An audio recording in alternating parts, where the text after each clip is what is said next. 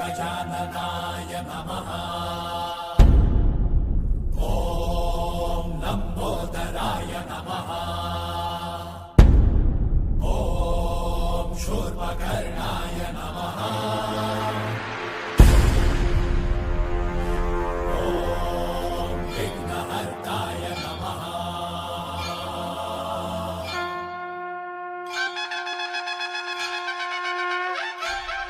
So hey guys, welcome back to the channel. Hope you guys are doing absolutely well. स्वागत आहे तुमचं पुन्हा एकदा तुमच्या भावाच्या चॅनलवरती.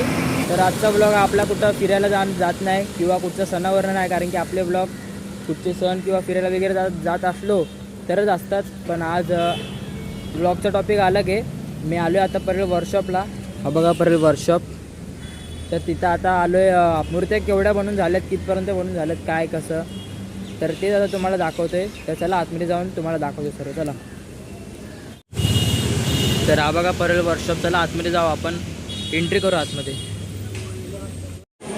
हे बघा इथपर्यंत एवढ्या काय काय मूर्त्या पूर्ण रेडी झाल्यात. त्यांना फक्त कलर वगैरे करायचं बाकी आहे.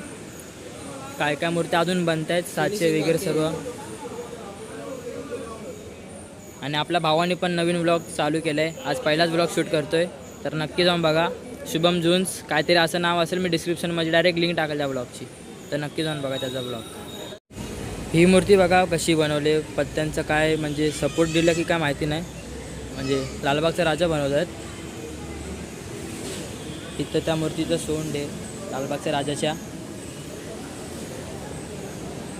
हे बघा इथं सर्व मूर्त्यांची साचे आहेत. सर्व हात पाय वगैरे सर्व मुकुट सर्व साचे तिथे मूर्त्यांचे. आणि हे बघा इथं हा दादा पूर्ण मूर्तीचं हे करतोय, डोळे वगैरे सर्व प्रॉपर.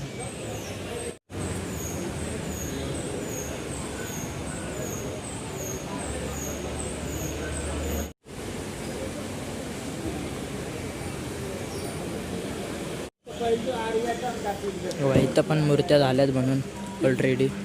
त्या सर्व रेडी मूर्त्या आणि छोट्या म्हणजे 5-6 फुटाच्या मूर्त्या तिथे छोट्या छोट्या.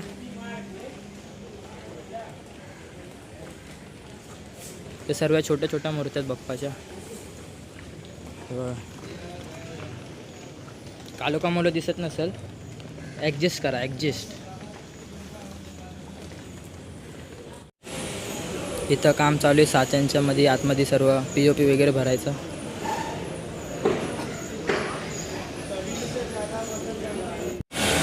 तर इकडं बघा खेतवाडीच्या 7व्या गल्लीचा ही ट्रॉली गणपती बाप्पाची, आणि यांचं 75वं महोत्सव वर्ष आहे. यांचं आताच वाटतं पाठपूजन झालं, आणि इथं ट्रॉली आणले मूर्तीला म्हणजे बनवायसाठी स्टार्टिंग करायला.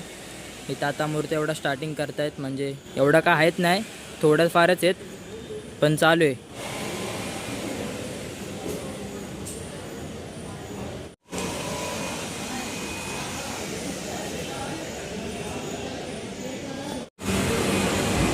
हे बघा ही मूर्ती बघा पूर्ण उभी. इथं एवढ्या मूर्त्या बनून झाल्यात. ही एक आहे, ही एक आणि एक उभी मूर्ती आहे.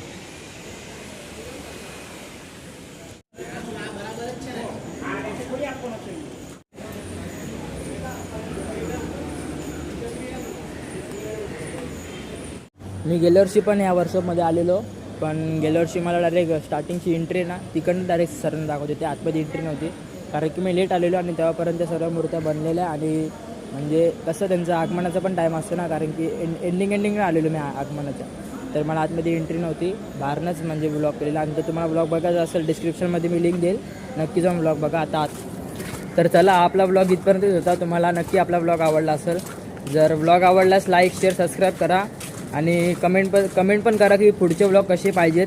आणि आता आपले म्हणजे कंटिन्यू ब्लॉग येतच राहतील, पाठपूजन किंवा आगमन वगैरे असतील तर ते ब्लॉग येत राहतील. आणि नक्की त्यांना बघा आणि शेअर करा, लाईक वगैरे सर्व करा.